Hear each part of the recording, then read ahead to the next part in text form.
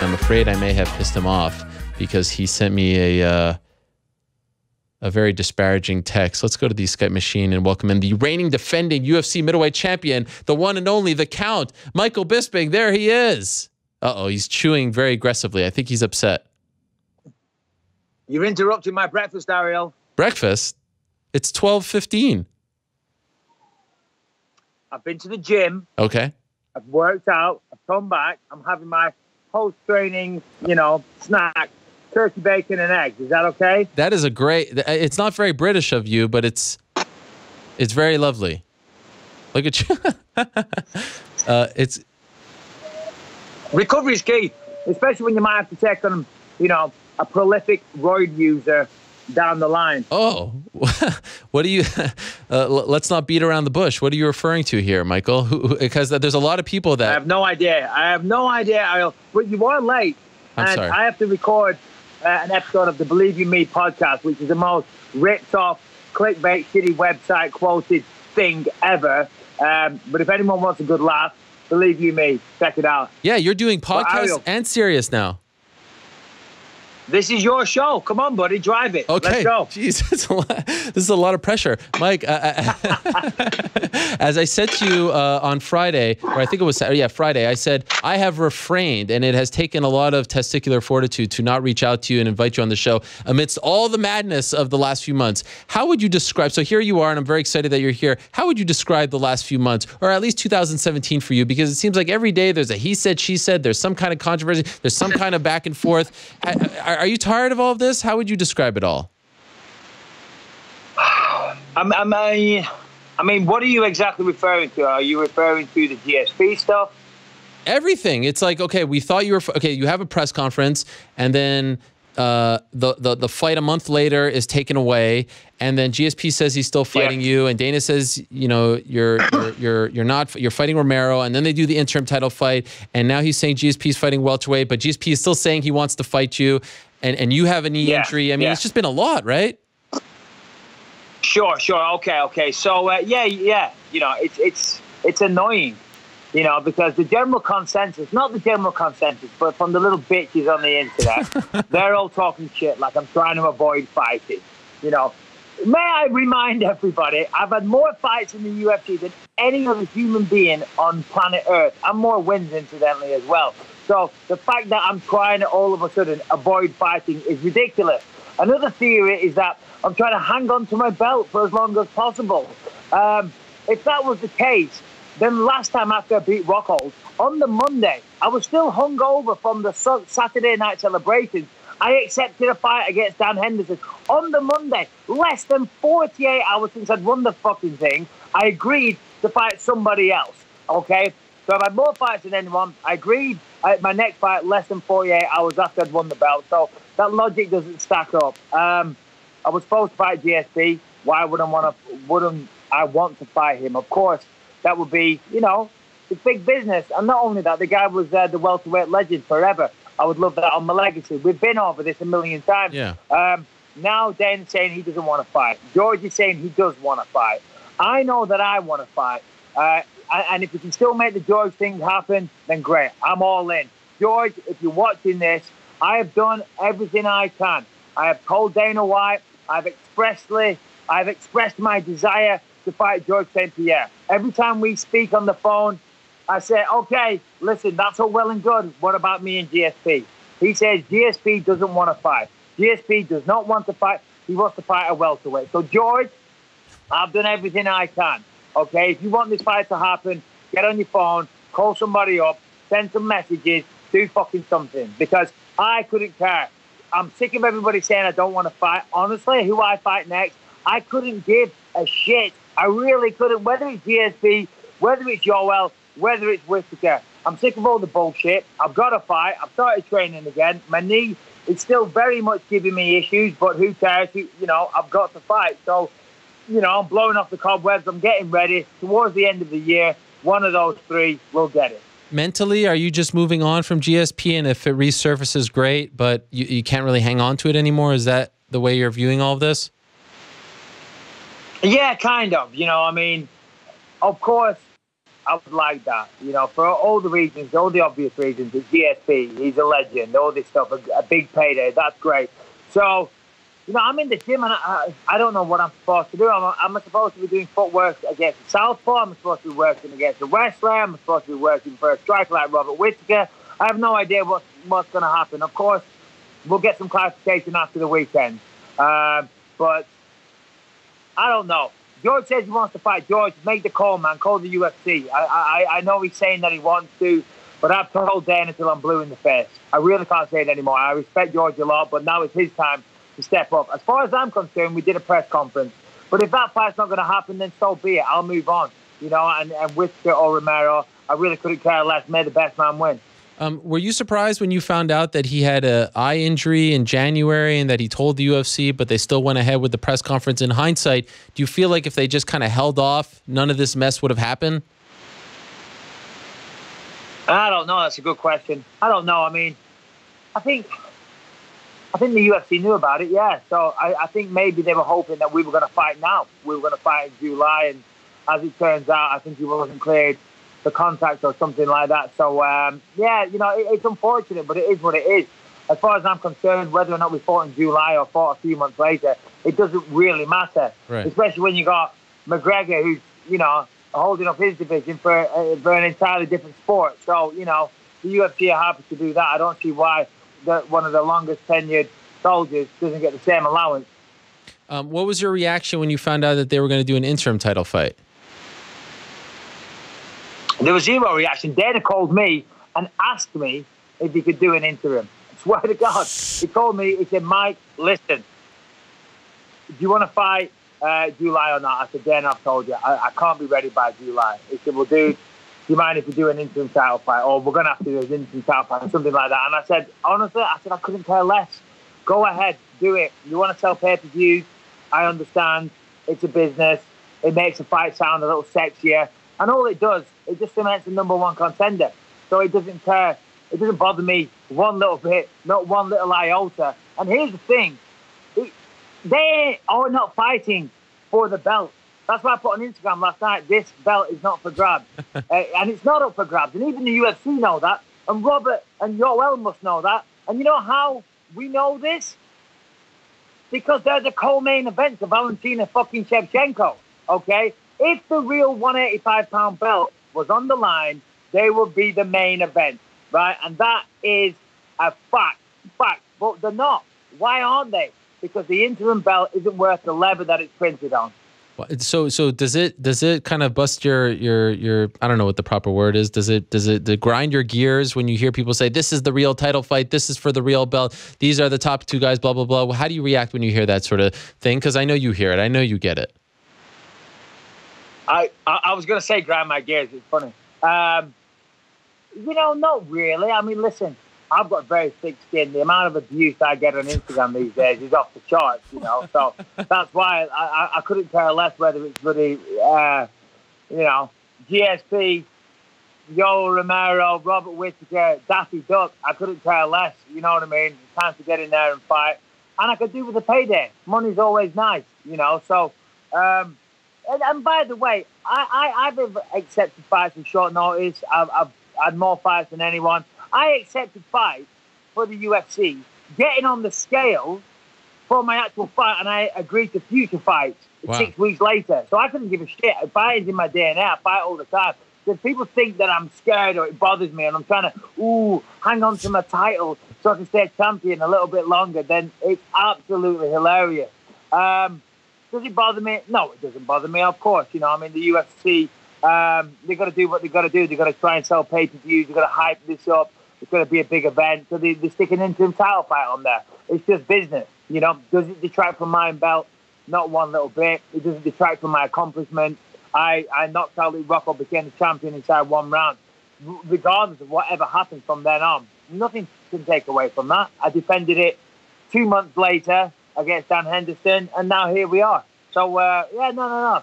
It's all good here, bud. Do you feel like some fighters and critics and fans are trying to rewrite your legacy? Because for the longest time, you were the guy who was the best fighter to never fight for the belt, who fought everyone, anytime, any place, who, you know, fought Belfort, all that stuff, the eye injury. And now they're trying to say like, oh, you're the worst champion. You don't want to defend your belt. You're holding on to it. And I feel for you. I feel like this is not fair. This is not something that you created. Okay, fine, fair. Don't feel for me. All right. Don't feel for, I appreciate that, Ariel. That's very kind. But listen, I'm in a very good place. Look at me. I'm sat in Southern California, got a beautiful wife.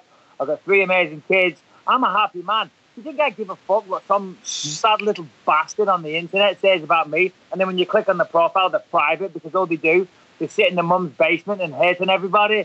That does not bother me. I've just been down in the gym this morning. I sparred a few rounds. I hit the bag a few rounds. I feel great, you know. These guys trying to distract from what I've accomplished. They're just jealous.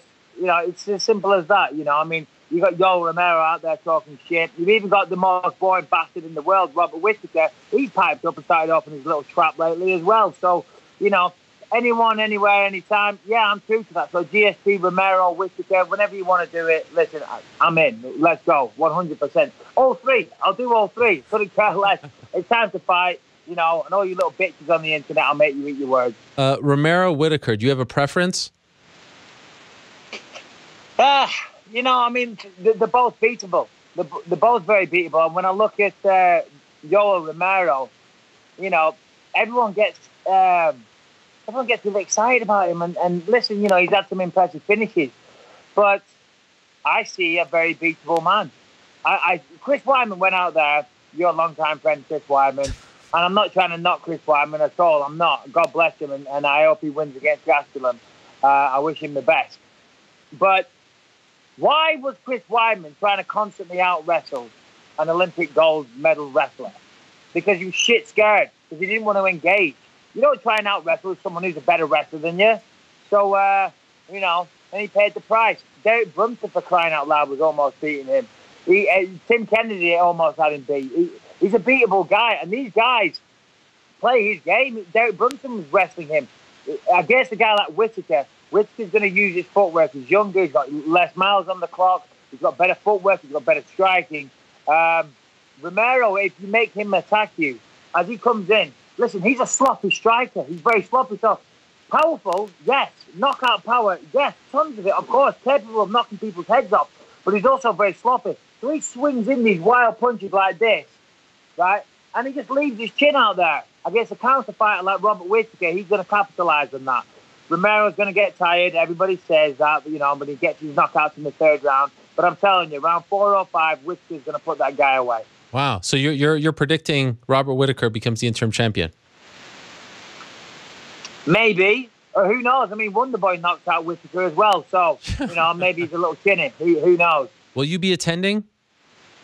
Well, I'll tell you this. If Wonderboy knocked out Whittaker, I'm sure it's how Romero can, okay? If a welterweight can knock out Whittaker, then I'm sure Romero can. Who knows? It can go one of either way. Romero might blast his head off. Whittaker, you know, might tap dance around the octagon for a while and then get him with the left hook. Who knows? Either way, I'm looking forward to a good fight. I'm looking forward to finding out who the #1 contender is.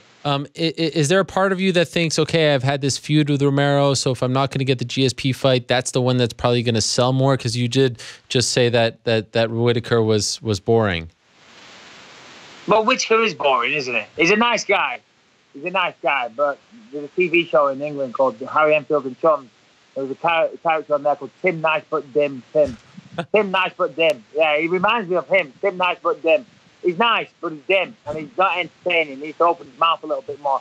He's good in the cage, also. That's the main thing, I guess. You know, leading up to a fight, I do like to have a little bit of fun. Why not? And Romero would be good for that. But he's also a cheat. He's a prolific steroid user. But I will say this, out of the pair of them, Yoel is the one I'd rather punch in the face. But I did see Whittaker saying a couple of disparaging remarks recently. So, like what? You know, what did he say? I'm a bit like, I can't remember. I was struggling to stay awake whilst he was talking, but he was saying some shit. And it wasn't nice. It was, you know, it was a little bit nasty out of his mouth. You know what I mean? So I was like, all right. Well, you know, I kind of want to punch him as well. And GSP, I kind of want to punch them all, but, you know, it's... well, we'll see what the UFC want to do. George, man up. make a call. I know you know how to use Twitter, and I respect that, but call the main man. Call Dana White. I've done it. I text GSP. I said, listen, I'm backed into a corner. I've said everything I can say. If he doesn't step up, I'm going to take on the winner of these two. Yeah. I want to do it. A lot of people want that fight. Failing that, I've got to take one of these two. But, George, if you're watching, which I know you are. Yes. I know you are. You've got to be watching because you want to know what I'm saying. Yes. You've got until Saturday. Because on Saturday, I'm going to be on the FS1 post-fight show. Tune in, because one of those bell ends, Whittaker or Romero, will be joining me at the desk. Yes. So no doubt we'll have fireworks. And if I can't say I'm fighting GSP by then I have to say I'm going to fight Whittaker or Romero. I can't be a little bitch about it. So basically, the countdown is on, George. You've got 5 days. Get on the phone. Get on the email, internet. Call your manager, whatever. If you want to make this fight happen, you've got 5 days. Failing that, bloody one of those two knobheads will have to get it. He told me on Thursday that he still wants to fight you, that he did not have a meeting with Dana White about fighting for the... Yeah, I know. And I want to fight him. I want to fight him. I do. Yeah. But I'm saying it, trust me, I've said it till I'm blue in the face. GSP. And Dana says, if I can make the GSP fight, I'll make it happen. And then I spoke to George's coach, so I called Dana up. I said, he wants to fight. And he's like, no, you don't. No, he doesn't. No, he doesn't. I'm like, well, I can't speak for George. Yeah. I can't speak for George. I can say what I've heard, but that's up to George. Let me ask you this. If you do get Georges St-Pierre, and if you guys do fight November 4th at MSG, Madison Square Garden, which seems like a venue that makes a lot of sense for the return of GSP, you win that fight. What are the chances you say, peace out, I'm done?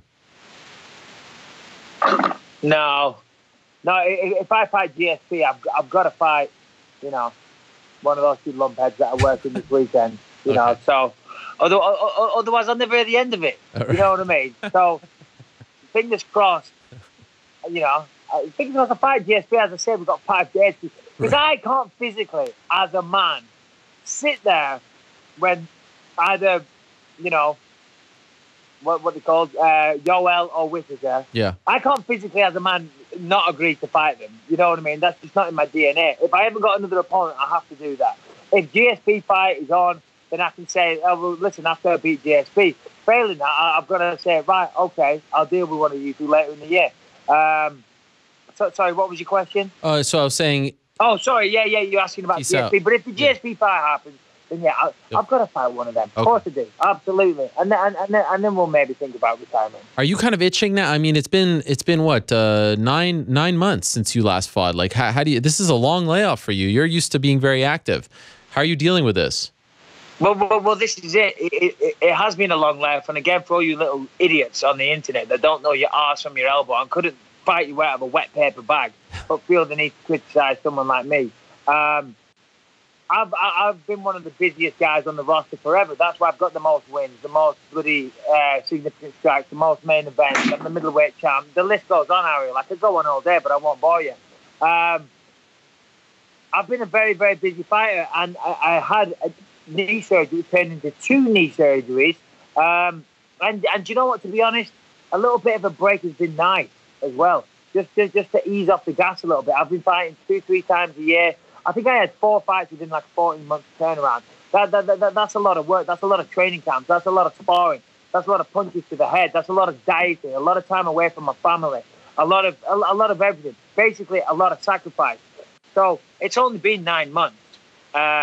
Is it 9 months? Well, no, October, November, December. All right, whatever. 8-9 months. Yeah, it's been good. It's been good. It's been refreshing. But I am itching to get back in there. I want to defend my belt. This is who I am. This is what I do. I haven't forgot about that. Everyone gives me shit saying I think I'm an actor these days. I do a little bit of that on the sidelines, but I'm still very much a fighter. So, and I'm the champion, so I've got to fight. I miss it. Of course I do. I love it. By the way, speaking of acting, before I let you go, there's a guy who emails me all the time. Can you find out from Michael Bisping about Twin Peaks? I've never seen this show. And then when I announced that you were coming on, he said, please, we have such a loyal Twin Peaks following and Bisping's on and this is such a big deal. I don't know what he wants to know about Twin Peaks, but for the sake of this gentleman who writes me, I think his name is Danny, what can you say about your role on Twin Peaks? Why is this so important? Should I be watching this? I've never even heard of the show before you got involved. You never heard of Twin Peaks. Well, shame on you, Ariel. For the nerd that you are, I would have thought that, Twin Peaks is right up your street. No. Fantastic TV show. First one's on Netflix. Check it out. Okay. This is a continuation 20 years later. My role was very, very small. And Danny, unfortunately, I couldn't tell you anything because they were very, very secretive when we made it. Typically, when you're going to audition or whatever, you get what's called the sides and email the sides through to you, so you can learn your lines, etc., etc. On this occasion, they were so secretive about it. They had to read the sides over the phone and explain the situation so that I couldn't forward that email to somebody else and kind of release what the plot was. So they're very, very secretive. So all I know is about the scene I was in. So unfortunately, Danny, I can't help you out. But I will say this. Big week of fights. I fly to Vegas tomorrow. Oh. Excited to be there. Excited to see how this all pans out. I think Whittaker wins by a stoppage in round 4 or 5. Wow. I think Yoel Romero is a piece of shit. I think Robert Whittaker will then make for the most boring lead up to a fight you could ever imagine. Just been coming out with vanilla answers, typical Reebok athlete. What does that mean? What does that mean? That's about it. What does that mean, typical Reebok athlete? Nothing. What? Nothing. I don't know why I even said that. I'm just seeing him all over the place. All right. I'll take them both on if you want. We'll do one after the other. Luke Rockhold's still a piece of shit.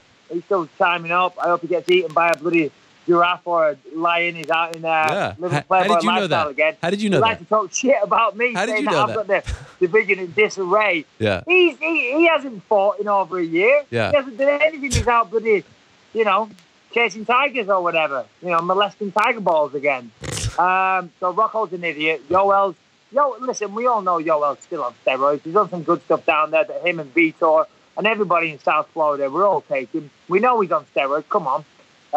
So he's still taking steroids. He'll probably gas out and get beat. Whittaker's boring. Rockhold's still a dickhead. And that's about it. All right. By the way, how many whales did you see this weekend? Believe You Me podcast. Available on iTunes and everywhere. Check it out. Ariel. Wait. Good work. How many whales did you see this weekend? Oh, okay. How many whales? Oh. I went whale watching with the kids. Well, no, with one kid. The other two are a bit older now. They're not really interested in coming with mum and dad. And I'll tell you this, it's easier with one kid. Sure. Way easier with one than 3. But the other two just win the whole time, complain. Yeah. And I've been on this whaling company before. We only saw one whale, man. And because like a split second, its tail came out of the water. So it was a little disappointing. But we're going to go back. Okay. We're going to do it again. And I think that describes the kind of person and fighter that you are, resilient. If at first you don't succeed, go back and try to find more whales. You know what I mean? It has been nice to catch up, Michael. I thought you're all over the place. I'm surprised you had some time for us. We used to have you on before you had any platform, any kind of shows, podcastings of that. So I'm happy that you're able to squeeze us in here on this Monday afternoon. Well, Ariel, you have my number and you never call, so you can try and G it up like I'm the bloody, like I'm Mr. Big Time these days. But I think it's quite the opposite. Ever since you left Fox, you're that little basement show that you have there, you're doing well. So good for you. Keep it up and talk to you soon, bud. Thank you, Michael. I appreciate it. We'll see you out there in Vegas, hopefully. There he is, the one and only Michael Bisping. Always great to catch up with the reigning, defending middleweight champion.